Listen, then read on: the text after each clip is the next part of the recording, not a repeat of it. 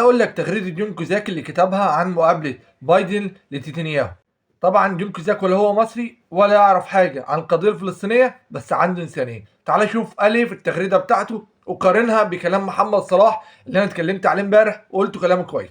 بس لما بصينا على الكلام لقينا محمد صلاح ماسك العصايه من النص، اللي هو سايب الكلام عايم.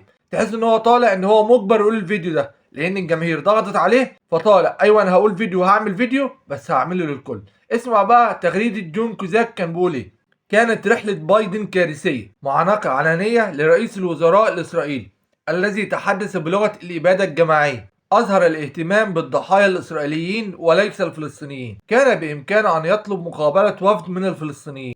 كان من الممكن أن يطالب بوقف إطلاق النار لوقف موت مليوني شخص بشكل عاجل بالقنابل أو المجاعة، إذ رأينا الفلسطينيين يسبحون بصواريخنا الخارقة للتحصينات، فستكون كارثة تامة. إلا إذا رأينا توقف القصف وإرسال المعونات. فهل هناك أي فرصة لإنقاذ احترام المنطقة لنا؟ فالآن تقرأ العيون بايدن مع نتنياهو متحد من أجل استمرار إراقة الدماء والمجاري. تغريدة جون كوزاك والمقابلة اللي كانت بين بايدن ورئيس الخنازير.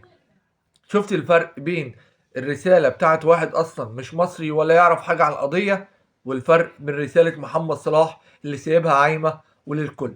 بس كده، يلا سلام.